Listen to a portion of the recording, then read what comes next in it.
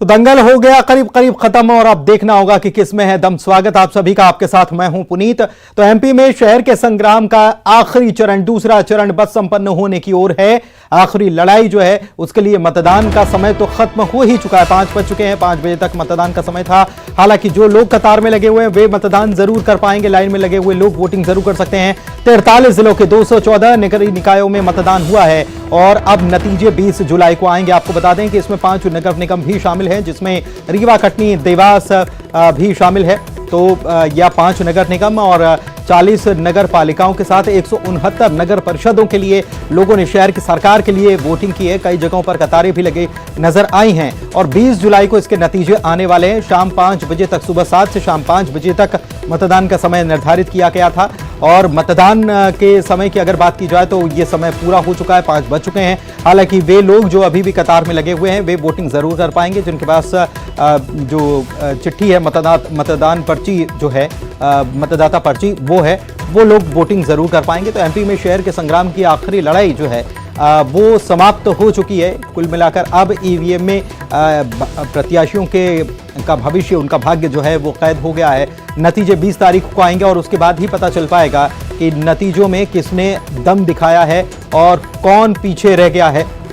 ये सारी चीजें साफ हो जाएंगी 20 तारीख को। लेकिन शहर के संग्राम की आखिरी लड़ाई का समय खत्म हो गया, 5 बज चुके हैं और वोटिंग समाप्त हो चुकी है। वो लोग जो कतार में लगे हुए हैं वे वोट जरूर कर पाएंगे। कुल मिलाकर थोड़ी देर पहले तक जो डेटा सामने आया था, आंकड़ा सामने आया था, वो 60% के आसपास बताया गया था कि 60% कुल मतदान हुआ है। हालांकि ये फाइनल आंकड़ा नहीं है क्योंकि अभी जो मतदान हो रहा है या 5 बजे तक जो हुआ है उसका डेटा कलेक्ट करके और फिर फाइनल आंकड़ा भी जारी होगा। तो निकाय चुनाव की अगर बात की जाए तो निकाय का संग्राम, शहर का संग्राम खत्म हो चुका है। 2 चरणों में चुनाव हुए और जनता ने उत्साह भी दिखाया और इस तरह से दोनों चरणों के चुनाव के बाद नेताओं की किस्मत ईवीएम में कैद हो गई है। सभी को आज के बाद बस नतीजों का इंतजार रहेगा। 17 और 20 जुलाई को नतीजे आएंगे, लेकिन तब तक अटकलों का बाजार जरूर गर्म रहने वाला है। खत्म हुआ निकाय चुनाव का रण, दूसरे चरण का मतदान भी संपन्न। नेताओं की किस्मत ईवीएम में कैद, नतीजों के लिए कीजिए इंतजार। गरम होगा अटकलों का बाजार।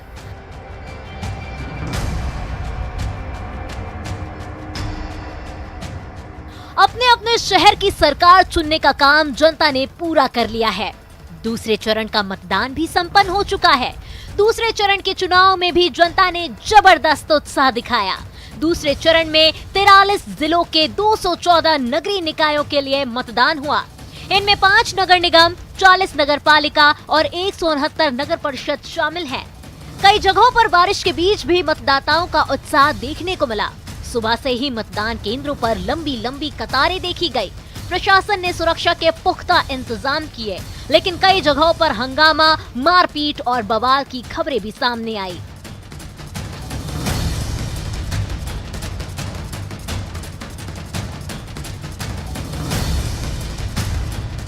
मुरैना में बसपा की महापौर प्रत्याशी को पुलिस ने खदेड़ा, जो अपने पक्ष में मतदान कराना चाह रही थी। वहीं देवास में वार्ड 3 में एक निर्दलीय उम्मीदवार के पति और उसके समर्थकों ने हंगामा किया। टीकमगढ़ में बीजेपी और कांग्रेस कार्यकर्ता मतदान के दौरान आमने सामने आ गए। मुरैना में हुड़दंगियों ने हंगामा किया। वहीं टीकमगढ़ में मतदान के दौरान बीजेपी विधायक राकेश गिरी और कांग्रेस के पूर्व मंत्री यादवेंद्र सिंह बुंदेला के बीच झड़प हो गई।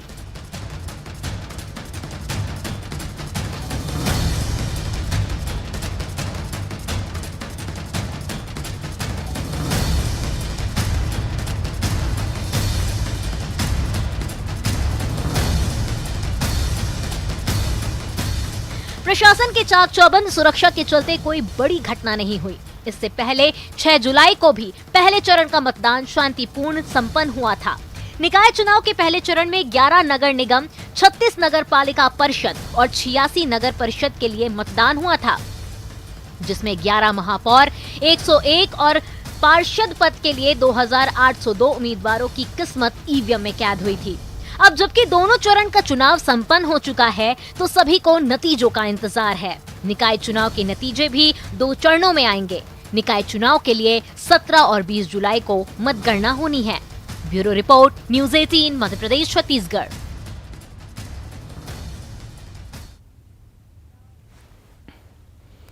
तो मतदान तो संपन्न हो चुका है, दोनों चरणों का मतदान संपन्न हो गया है और अब से उल्टी गिनती शुरू हो जाएगी कि नतीजे जब आएंगे तो किसके पक्ष में, क्योंकि दम तो दोनों ने दिखाया है, कांग्रेस हो या बीजेपी हो। लेकिन सबसे दिलचस्प बात यह भी रही इस बार कि कांग्रेस बीजेपी के अलावा जो निर्दलीय हैं, निर्दलीय यानी कि बाकी, उन्होंने कितना खेल बिगाड़ा, इन सब की बातें अब शुरू हो जाएंगी और इसका आकलन, गुणा, गणित सारी चीजें देखने को मिलेगी। अरुण त्रिवेदी देवास से हमारे सहयोगी हमारे साथ जुड़े हुए हैं। आज देवास में मतदान हुआ तो सुशील कौशिक मुरैना से हमारे साथ जुड़े हुए हैं, दोनों के पास चलते हैं। और सबसे पहले अरुण जी आपके पास में आता हूं, ये चुनाव जो रहा खासतौर पर देवास की अगर बात की जाए, वोटिंग परसेंटेज सबसे पहले अभी तक कितना रहा ये आपसे समझना चाहेंगे, मुकाबला कितना कड़ा, कितने प्रत्याशियों के बीच रहा, बागी हर तरफ नजर आए, बगावत जो है वो कितना असर दिखा पाएगी नतीजों पर?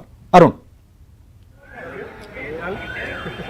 बिल्कुल, देखिए देवास की अगर टोटल परसेंटेज की बात की जाए तो 75% के आसपास मतदान हुआ है और जिस वार्ड में और जिस बूथ पर मैं खड़ा हूं वहां पर करीब 60% मतदान हुआ है। लेकिन ओवरऑल अगर तस्वीर देखी जाए तो 75% से ज्यादा मतदान देवास नगर निगम चुनाव में हुआ है। अगर मुख्य मुकाबला बात की जाए तो बीजेपी और कांग्रेस के बीच है। बीजेपी की गीता अग्रवाल यहाँ पर चुनाव लड़ रही है और कांग्रेस की विनोदनी व्यास है, वो कांग्रेस से लड़ रही है। लेकिन एक बागी है जो कांग्रेस की मनीषा चौधरी, वो इन दोनों का गणित बिगाड़ सकती है। आम आदमी पार्टी भी यहाँ से चुनाव लड़ रही है, महिला प्रत्याशी है। तो अगर माना जाए तो यहाँ पे चतुष्कोणीय मुकाबला देखने को मिल रहा है। 6 महापौर के प्रत्याशी जिनका भाग्य अब ईवीएम में कैद हो गया है। इसके साथ ही जो 45 वार्ड है उसमें 194 जो पार्षद पद के प्रत्याशी उनका भाग्य भी ईवीएम में बंद हो गया। 5 बजे ही इस बूथ के गेट बंद कर दिए गए और जितने भी लोग अंदर इस परिसर में थे उनको वोट डालने दिया जा रहा है और बड़ा शांतिपूर्ण देवास में मतदान रहा है। जिस तरह पहले चरण में मतदान था वो कम परसेंटेज रहा था, इसलिए ज्यादा एहतियात बरती गई। प्रशासन ने और राजनीतिक दलों ने, सामाजिक कार्यकर्ताओं ने, सामाजिक लोगों ने प्रचार प्रसार किया, वोट डालने की अपील की। यही वजह थी कि बारिश के बावजूद लोग वोट डालने निकले। सुबह इतनी तेज बारिश हुई, 1 घंटे तक पूरे देवास में पानी दिखाई दिया, लेकिन उसके बावजूद लोगों का हौसला कम नहीं हुआ। छाता लगाकर, रेनकोट पहनकर लोग वोट डालने पहुंचे हुए। इसी का नतीजा था कि 75% तक मतदान यहां पर दिखाई दे रहा है। तमाम यहाँ के मुद्दे रहे, लेकिन जो लोगों का जिस तरह का उत्साह है वोट को लेकर वो यहाँ पर देखने को मिला। लोकतंत्र की यही खूबी है, यही खासियत है और लोकतंत्र,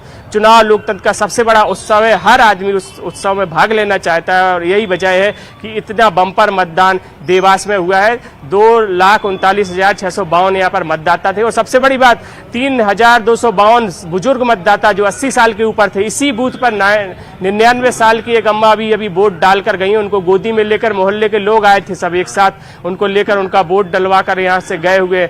और अगर बात की जाए युवाओं की तो 27,768 युवा मतदाता भी यहाँ पर थे जिन्होंने पहली बार मतदान किया। तो इस तरह कुल मिलाकर मतदान का अगर देखा जाए तो उत्साहजनक रहा और लोगों ने काफी उत्साह के साथ यहाँ पर मतदान किया। अब नतीजे यहाँ पर 20 तारीख को आएंगे। ईवीएम में सभी का जो भाग्य है वो कैद हो गया है, बिल्कुल भाग्य कैद हो गया। ठीक है, आपके पास आएंगे अरुण, हमारे सहयोगी और भी जुड़े हुए हैं, आपके पास लौटेंगे जब आप बात करिएगा कि वहां जो लोग मौजूद हैं। चलते हैं फिलहाल सुशील के पास और उनसे समझते हैं। सुशील, मुरैना में भी 6 प्रत्याशी मैदान में हैं, क्या यहाँ की तस्वीर बन रही है? वोटिंग का समय तो खत्म हो गया। देवास में हमने देखा, अरुण बता रहे थे कि 75% के आसपास वोटिंग का परसेंटेज अभी है। जब फाइनल आंकड़ा आएगा तो निश्चित रूप से यह बढ़ना है, कुछ ना कुछ बढ़ेगा। मुरैना की तस्वीर क्या है, क्योंकि यहां पर झड़प भी देखने को मिली थी, पुलिस को कहीं सख्ती भी दिखानी पड़ी है।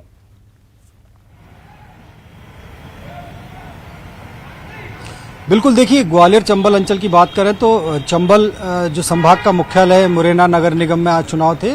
सुबह से ही चुनाव बेहतर तरीके से शुरू हुआ था। उसके बाद सुबह के वक्त जो मतदान की गति बहुत तेज थी, उसके बाद दोपहर में मतदान की गति धीमी हो गई थी और शाम के वक्त जरूर जो है मतदान में थोड़ी तेजी आई थी। तो कुल मिलाकर लगभग 60% के करीब का आंकड़ा मतदान का हो चुका है मुरैना नगर निगम में। जिले की और नगर निकायों की बात करें तो वहां भी 70% से लेकर 65% के आसपास का मतदान हो चुका है। तो कहीं ना कहीं मतदान के प्रति जो जागरूकता बढ़ाने की बात थी, तो प्रशासन और चुनाव आयोग इस बार सफल रहा है दूसरे फेज में कि कहीं ना कहीं जो निकायों में चुनाव हुए उनमें मतदान का प्रतिशत जो है बढ़ा है।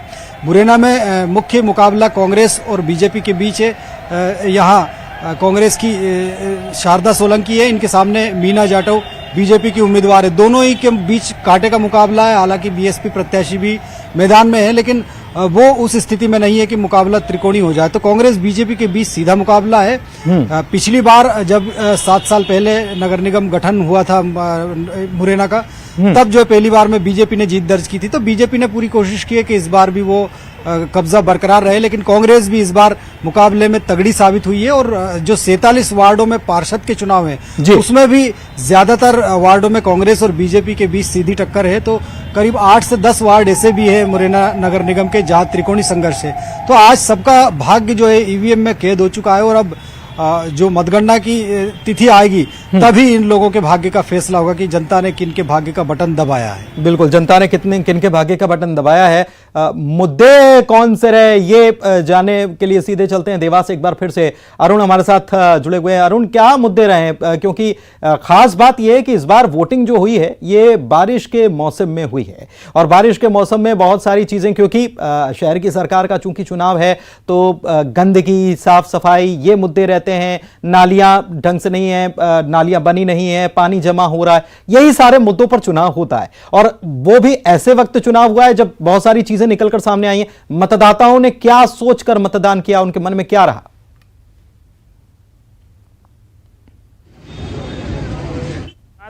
विकास का था, लेकिन जिस तरह बारिश में चुनाव हो रहे हैं, सड़कों पर पानी जमा हो रहा है, गड्ढे सड़कों पर हैं, लोगों को आवागमन में काफी असुविधा हो रही है, शहरों में जगह जगह पानी जमा हो गया है, इससे लोग खासे परेशान दिखाई दिए। और यही वजह रही कि ये मुद्दा भी, जो जल भराव का मुद्दा है, शहरों में जो जल निकासी की व्यवस्था नहीं है, वो मुद्दा भी हावी रहा। जी बताइए, क्या मुद्दे रहे इस बार चुनाव के? इस बार जो देवास का मत है, वो जनता ने यहाँ पे आज तक कोई विकास नहीं हुआ है। पूर्व से यहाँ पे तुकोजीराव पंवार विधायक रहे हैं, यहाँ सांसद भी भारतीय जनता पार्टी के हैं, लेकिन आज तक के जो देवास जो का त्यों था, जो कांग्रेस के टाइम पे यहाँ पे काम हुए हैं, वही है, और उसके आगे कोई विकास नहीं बढ़ा है। आप बताइए, किन मुद्दों पर चुनाव लड़ा गया है? विकास तो यह बड़ा मुद्दा था ही। विकास के मुद्दे पे लड़ा गया है।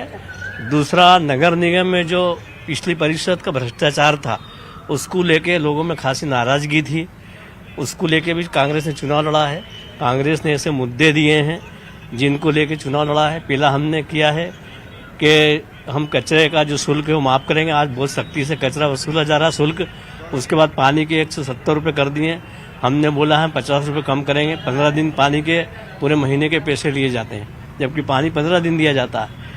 हमने बहुत सारे ऐसे विकास का एक घोषणा पत्र जारी करा है, ठीक है, जिसमें हमने लोगों से। सफाई भी मुद्दा है कि यहाँ पे सफाई शहर की? बिल्कुल मुद्दा है, सफाई होगी। चलिए, मतलब इन चीजों को ध्यान में रखकर वोटिंग की गई है। अरुण, टीकमगढ़ भी हमको जाना है, हमारे सहयोगी राजीव भी जुड़े हुए हैं। राजीव के पास सीधे चलते हैं। राजीव, क्या रहा मुकाबले में, वोटर के मन में क्या था? हमने देखा कि ये टीकमगढ़ से भी खबरें आई कि वहां पर भी प्रशासन को सख्ती दिखानी पड़ी। दिन भर क्या नजर आया? देखिए पुनीत, टीकमगढ़ में जो मतदान के दौरान हिंसक छोटी मोटी झड़प जरूर सामने आई थी। टीकमगढ़ विधायक राकेश गिरी और उनके परिवार के लोगों के साथ मारपीट की गई। कांग्रेस के कुछ कार्यकर्ताओं ने मारपीट की। इस तरह की घटनाएं जरूर सामने आई हैं, और लेकिन मतदाता लगातार अपने मताधिकार का उपयोग करने के लिए पोलिंग बूथों पर लगातार जाते रहे, और मतदान कहीं भी किसी तरह प्रभावित नहीं हुआ। छोट-मोट घटनाएं जरूर सामने आई हैं टीकमगढ़ में। अब चूंकि 5 बज चुके हैं, मतदान पूरी तरह बंद हो चुका है, और मतदाता ने अपने मताधिकार का उपयोग भरपूर किया है। सुबह से लंबी लंबी कतारें पोलिंग बूथों के बाहर देख तौर पर इस बार महिलाओं ने भी बढ़ चढ़कर हिस्सा लिया है मतदान में। महिलाएं भी काफी जागरूक दिखाई दी हैं। तो नगर की सरकार चुनने के लिए नगर के लोग काफी जागरूक दिखाई दिए हैं। लगभग 75% यहाँ पे मतदान हुआ है। हालांकि आंकड़ा अभी स्पष्ट सामने नहीं आ पाया है कि कितना मतदान हुआ है, लेकिन अनुमान यह लगाया जा रहा है कि 75% मतदान टीकमगढ़ में एक ही नगर के लोगों ने किया होगा। ठीक है, यानी कि देवास और मुरैना दोनों से खबर, माफ कीजिएगा, देवास से और टीकमगढ़ से खबर आई कि यहाँ 75% के आसपास मतदान हुआ है। सुशील भी हमारे साथ जुड़े हुए। मुरैना में बता रहे हैं कि 60% के आसपास मतदान हुआ है। लेकिन मुद्दे क्या रहे जब जनता वोटिंग करने के लिए पहुंची, सुशील? तो क्या लोगों के मन में था कि किस बात को लेकर वो वोट कर रहे हैं? कोई नाराजगी थी, या विकास करवाना है, या विकास नहीं हुआ जिसका इंतजार था या जिसकी अपेक्षा कर रहे थे? क्या बातें सामने आई? बिल्कुल, देखिए मुरैना में जिस तरह से हमने लोगों से बातचीत की थी उसके बाद ये साफ हुआ था कि ये चुनाव कहीं ना कहीं विधानसभा और लोकसभा की जो प्रकृति होती है उनसे अलग चुनाव है और नगर सरकार को चुनने के लिए चुनाव होता है। तो लोग जब वोट डालने के लिए निकल रहे थे तो उनका यही कहना था कि उनके इलाके का पार्षद वो ऐसा चुनना चाहेंगे जो उनके इलाके का विकास करे, और जिन मुद्दों को लेकर उन्होंने वोट किया है उनमें सबसे बड़ी बात मूलभूत सुविधाओं के मुद्दे हैं। अपने इलाके की सड़क, नाली, पानी, इलाके में बिजली, इसके अलावा सीवर सिस्टम की परेशानियां या और भी जो स्थानीय मुद्दे थे, उन मुद्दों के आधार को ध्यान में रखते हुए मतदाताओं ने यहां पर वोट डाला है। हालांकि बीजेपी, कांग्रेस सहित अन्य पार्टियों ने जब चुनाव प्रचार किया था तो पार्षद से लेकर मेयर तक सभी ने स्थानीय मुद्दों से ज्यादा राज्य स्तर और राष्ट्रीय मुद्दों पर जो है यहाँ पर चुनावी सभाएं की थी, रैलियों में भी उन मुद्दों को भुनाया था। कांग्रेस ने बीजेपी सरकार के 15 साल के शासन को नाकाम बताते हुए सरकार पर निशाना साधा था। तो वही बीजेपी के जितने भी नेता आए थे, मुद्दों की अगर बात की जाए तो राजनीतिक दलों ने तो अपने बीजेपी के उछाले हैं, लेकिन जनता जो है वो समझ रही है कि उसके मुद्दे कौन से हैं और उन पर फोकस कैसे करना है। हमारे साथ आशुतोष पुरोहित खरगोन से जुड़े हुए हैं और उनके पास चलते हैं और उनसे जानते हैं कि ओवरऑल तस्वीर क्या कुछ नजर आई, क्या मुद्दे लेकर जनता वोट करने के लिए पहुंची थी, कैसा रहा दिन भर मतदान और प्रतिशत कितना है। आशुतोष, आपसे जानना चाहेंगे जल्दी से।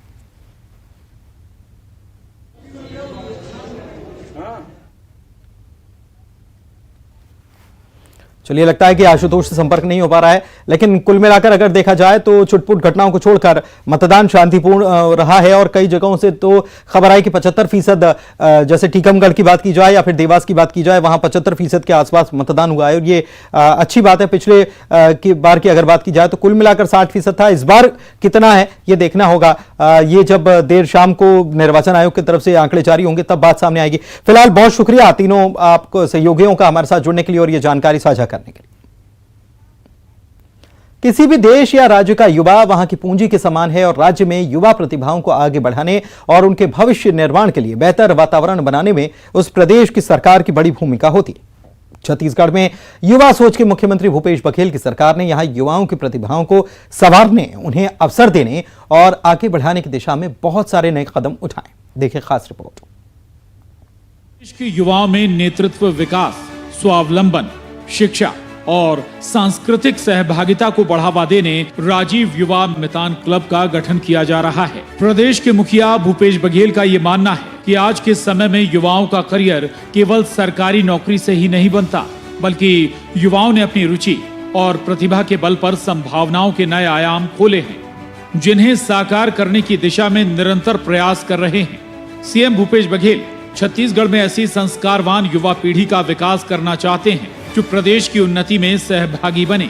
इसलिए छत्तीसगढ़ के युवाओं को संगठित करने और प्रदेश में सकारात्मक बदलाव का आह्वान करते हुए राजीव युवा मितान क्लब गठित किया गया है। क्लब में जुड़ता है, उस क्लब का मेंबर बनता है, अध्यक्ष बनता है, सचिव बनता है या उपाध्यक्ष बनता है, जो भी बनता है, उस क्लब को जो सांस्कृतिक एक्टिविटी करने के लिए राज्य शासन प्रोत्साहन के रूप में राशि देगी। राशि से वो अपने काम को कर पाएगा, अपने कार्यों को करेगा और उसके अंदर और क्षमता रहेगी तो इसके बाद उसको और चिन्हांकन करके आगे बढ़ाया जाएगा। कुल मिलाकर जो हुनर है छत्तीसगढ़ का, उस हुनर को सरकार के साथ जोड़ने का एक काम, युवाओं को सरकार के साथ एक जोड़ने का काम और साथ ही साथ हुनरमंद लोगों को अवसर देने का काम सरकार कर रही है। इस योजना के तहत प्रदेश के 13,269 नगरीय निकाय और ग्राम पंचायतों में युवा मितान क्लब गठित करने की कवायद जारी है। हर क्लब में 20 से 40 युवाओं का समूह बनाया जा रहा है, जिनकी उम्र 15 से 40 साल तक की रखी गई है। इन क्लबों को 132 करोड़ 69 लाख रुपए की राशि अनुदान के रूप में दिए जाने का फैसला लिया गया है। इसकी पहली किस्त के रूप में 19 करोड़ 43 लाख रुपए की राशि जारी की जा चुकी है। युवा शक्ति को सही दिशा देने और युवा शासन की विकास योजनाओं के क्रियान्वयन में सक्रिय सहयोग के लिए युवा मितान टीम काम कर रही है। बड़ी खबर इस वक्त आपको बता दें, मंडीदीप से खबर आ रही है। इस वक्त की बड़ी खबर यह कि वोटिंग के दौरान यहां जमकर बवाल हुआ है और प्रत्याशियों के समर्थक ही आपस में भिड़ पड़े। प्रत्याशियों के समर्थकों में जमकर मारपीट हुई है। भाजपा पार्षद प्रत्याशी विपिन भार्गव पर फर्जी वोटिंग का आरोप लगाए। निर्दलीय प्रत्याशी रामकिशोर कीर के विरोध पर फसाद हो गया। निर्दलीय प्रत्याशी के कई समर्थक इसमें घायल भी हुए हैं। तस्वीरें भी सामने आई हैं, ये तस्वीरें आप देख सकते हैं। बड़ी खबर आपको बता रहे हैं।